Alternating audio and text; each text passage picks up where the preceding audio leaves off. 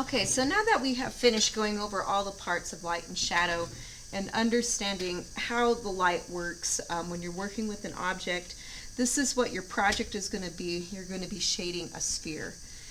And anyways, the paper that you guys can be using for this, you can take one of those large piece of papers that I have provided for you guys out in the commons areas, which are still there if you need them. Just cut it in half. That will work perfectly fine. And if you can't come to the school, just use any kind of piece of paper. You know, it could be from a sketchbook or whatever you guys have. So this paper I have has been cut in half from one of the large pieces of paper. When you guys work on this assignment, I would highly suggest looking at an actual sphere. You know, off the internet works perfectly fine. Usually I hand these papers out to all my students when we work on this assignment, so you have a sphere to look at. And make sure it's a photograph, not a drawing somebody did, because the photograph is going to give a lot more information than something that an artist has already gone through.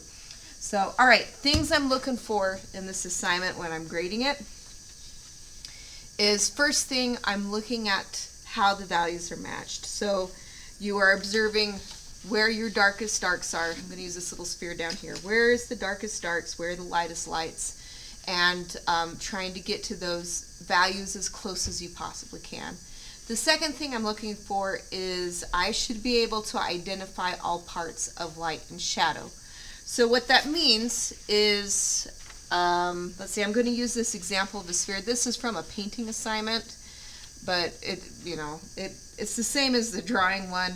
But when I look at it, I should be able to identify coarse shadow, halftone, highlight, light, reflected light, cast shadow.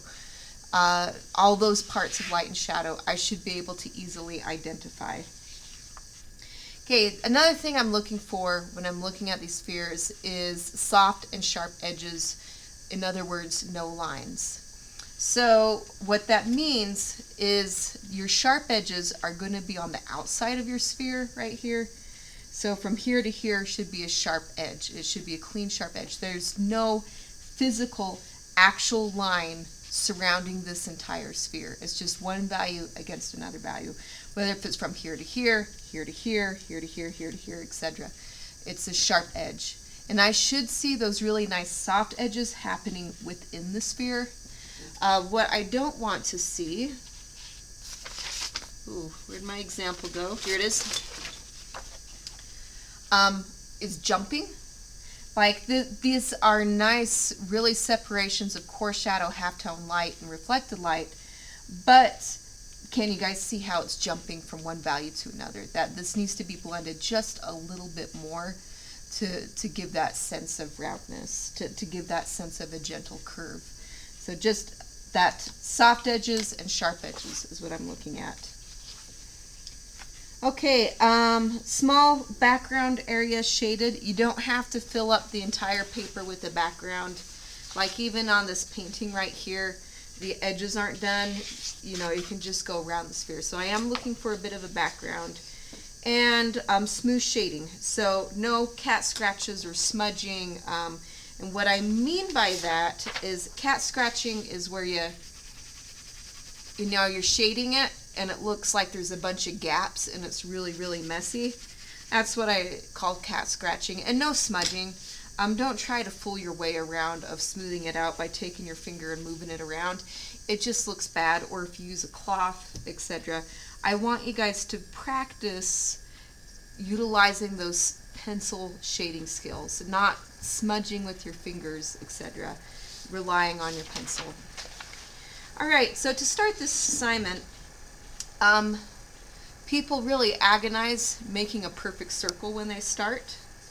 And if you want to get a cheater cup or something like I did over here, I took this cottage cheese container and I drew a circle around it so I have a perfect circle. So you can do that if you want to. Alright, and I'm also looking at a sphere while I'm doing this. So, let's see. You guys can kind of sort of see the spheres, right? Maybe I need to zoom out just a tad. Alright. Alright, I'm going to do this middle sphere right here. I'm looking at this one in light. So first thing I got to do is figure out, okay, where is the light coming from? So in this case, the light is coming over here. I'm going to just pretend there's a light. Here's my light. And something that helps me is I'm going to pretend the light is coming down and hitting the edge of the sphere. There we go.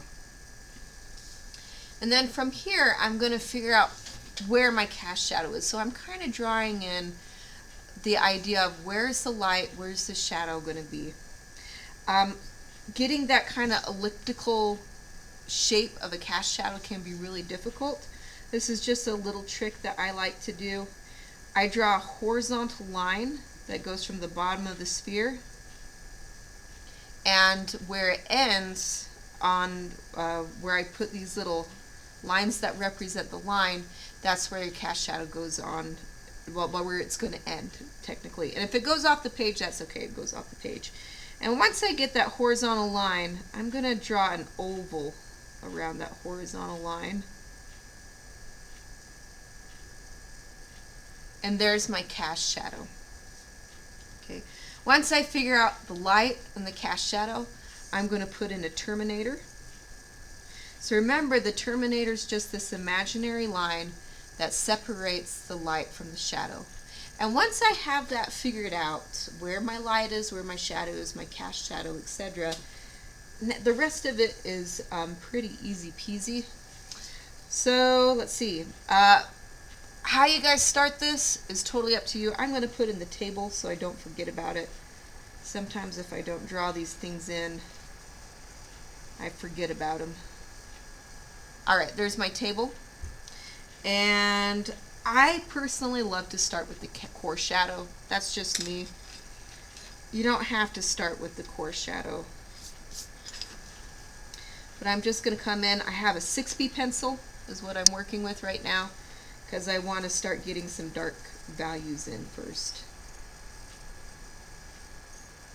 Technically, you're supposed to slowly build this stuff up, but, well, we'll see what happens. Okay, don't forget about your reflected light. A lot of students forget about reflected light. Remember, light bounces, and at the bottom of this sphere, I can see that's a bit lighter. Something to keep in mind is your reflected light. Let's see, I'm going to bring this up right here. Your reflected light should be darker than your halftone. So here's my halftone in the sphere right here. That halftone is lighter than the reflected light. So you want your reflected light to be light, but not lighter than your halftone, or else it will start kind of looking weird. Okay, so I'm thinking I'm just going to start placing in, let's see, I kind of got some messy shading right now. Not the best, but I definitely will be coming back